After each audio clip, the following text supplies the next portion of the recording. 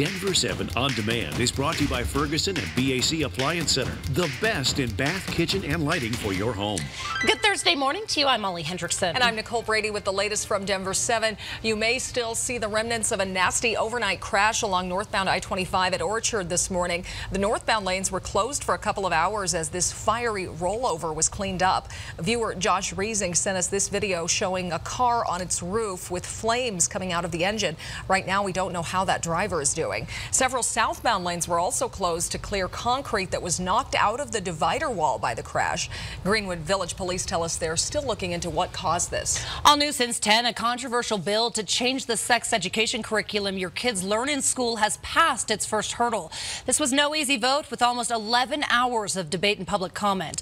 The bill aims to make sex ed more inclusive for LGBTQ relationships and remove the abstinence-only approach to preventing STDs. It would also talk about abortion. The House Health and Insurance Committee approved the bill by a 7-4 vote. It is now off to the Appropriations Committee.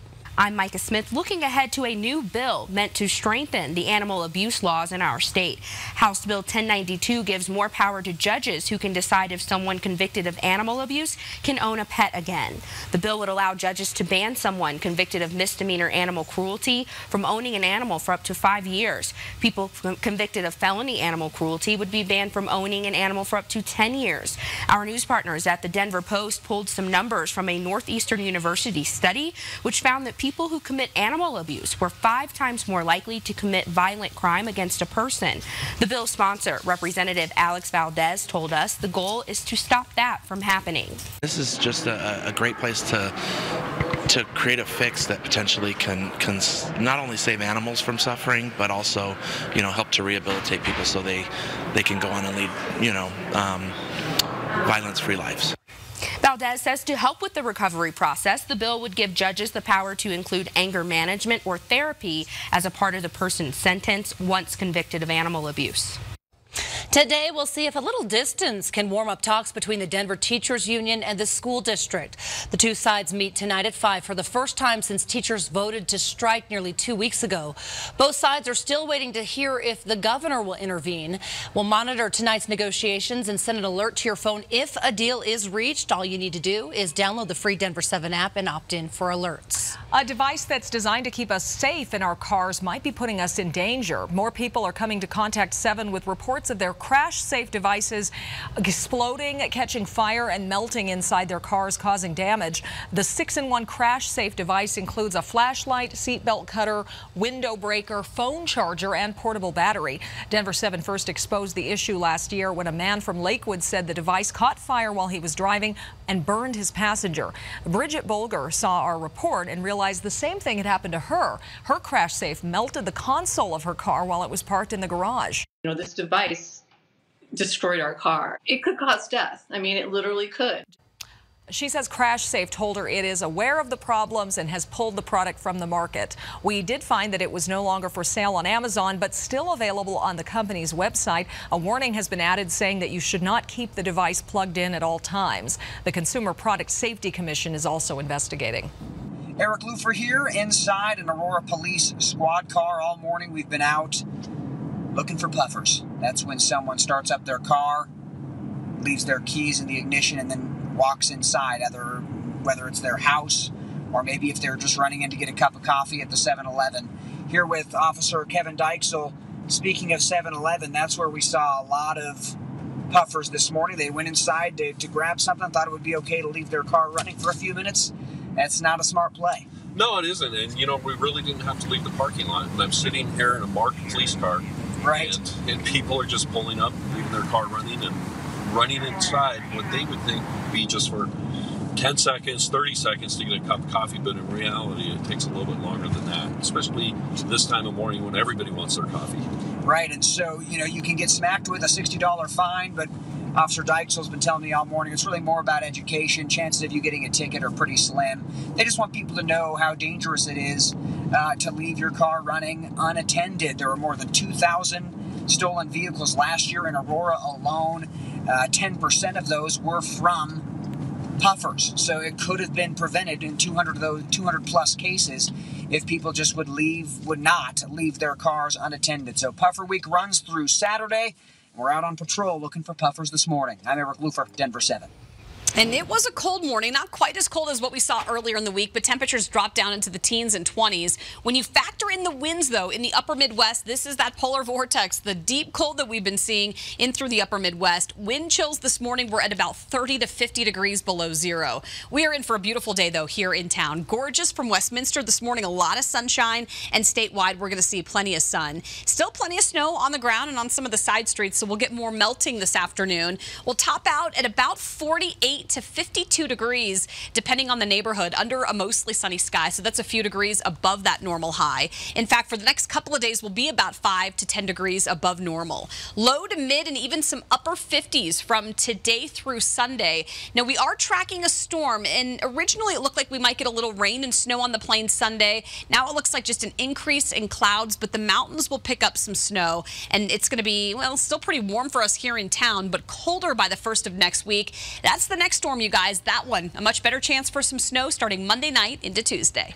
Well, in just a few hours, a 12-week-old puppy's journey for a new heart takes its most critical step yet. Yeah, little Logan undergoes surgery this morning at CSU. Take a look at your screen. Logan's foster mom shared this picture of him in bed before heading to sleep for the big day today. After seeing that picture, how could you not be rooting for Logan? He has a rare heart problem that only Dr. Brian Scanson at CSU says he may be able to fix.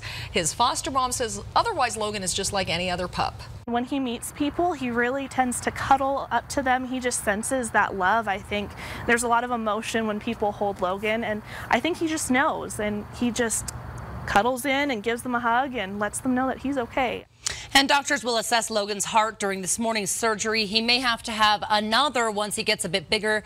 You can make sure we're going to be following this every development throughout his journey and bring you the very latest. Well, this story will frustrate just about all of us. New numbers from the spam call monitoring site Hiya finds we all have received more than 26 billion robocalls last year. That's up nearly 50% from just a year earlier. We checked the 3 most used area codes along the Front Range. In December alone, the 303 area code received 22 million robocalls. That's 705,000 calls per day, or about 8 calls every second. The 720 area code received about 20 million robocalls, which works out to 647,000 per day, or 7.5 calls per second. And those of you with a 970 area code got nearly 11 million robocalls, which work out to 348,000 calls per day, or 4 calls every second. Cell phone companies are doing more to make sure robocallers stop bombarding us. AT&T and T-Mobile both have free services to block callers. Sprint has one for $2.99 per month, and Verizon has a robocall blocker coming for free in March. The unemployment rate in Colorado is at 3.5%. And with so many companies hiring, you might be in a good position to ask for a raise. But how should you do it? Well, Money Magazine says learn your worth first by checking LinkedIn and Glassdoor to find out what your job pays elsewhere. Come up with a realistic request like 3 to 5%. Plan your presentation to the boss and practice with a family member. Give the boss a list of your accomplishments. Make sure they know why you are so indispensable and awesome. And one more piece of advice you might not like. Money says if you ask for a raise immediately, it might be denied. They suggest instead asking for that raise in the next few months and say that you're going to earn it. Prove yourself. Yes. All right. Well, Denver is hoping to get more people to use its bike share program. The city is giving away B-cycle rides for free. It plans to give 5,280 Denver residents unlimited 60-minute rides, or $52.80 for the Mile High City.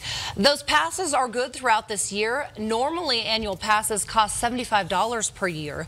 If you are interested in applying for a free pass, we've posted a link to sign up on our website, thedenverchannel.com. The Super Bowl is Sunday, and even though the Broncos aren't there, some players are getting in on the fun. Von Miller participated in a football clinic yesterday with the Boys and Girls Club in Atlanta. It ended with the Fortnite Xbox Speed Challenge. So Von had to win Fortnite, do 3 dance moves, then race a golf cart to the end zone. Afterwards, he shared his thoughts on Sunday's game. 2 great teams. I don't really know who's going to win it. I mean, you can't really go against, you know, Brady and the Patriots. They got a really good team over there, and you really can't go against the Rams. They have a very good team as well, so it's going to be a good one. All right, so he doesn't know who's going to win, neither do we, but he can floss like the best of them. That's what we like to see. NFL Commissioner Roger Goodell weighed in on the Broncos ownership saga yesterday at the Super Bowl. He says the league may have to get involved in the soup. He hopes that doesn't happen. Owner Pat Bowlen's brother Bill filed a suit to get rid of the trust. Now running the team, he says they're not carrying out Pat's wishes. The next time you walk around downtown Denver, you'll notice some new artwork. It's called The Luz de Denver, which means Light of Denver. It was created by artist Jorge Marin.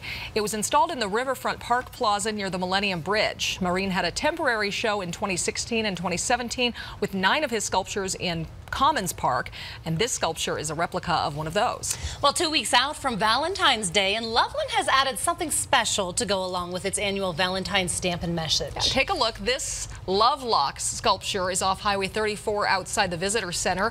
You buy a Love Lock at the Visitor Center for $10, write your own name and your sweetheart's name on it, lock it on the sculpture, and throw away the key to symbolically lock your love forever. And as for the Loveland stamp, if you want your cards to get that special Loveland stamp, you have to mail your self-addressed stamped cards in another envelope to Loveland's postmaster or drop them off at the Loveland post offices.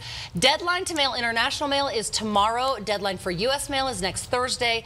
And for mail here in Colorado, it's February 9th. This has been your Denver 7 On Demand update. Thanks for joining us. Check back here later for another update and download the Denver 7 app for breaking news and alerts.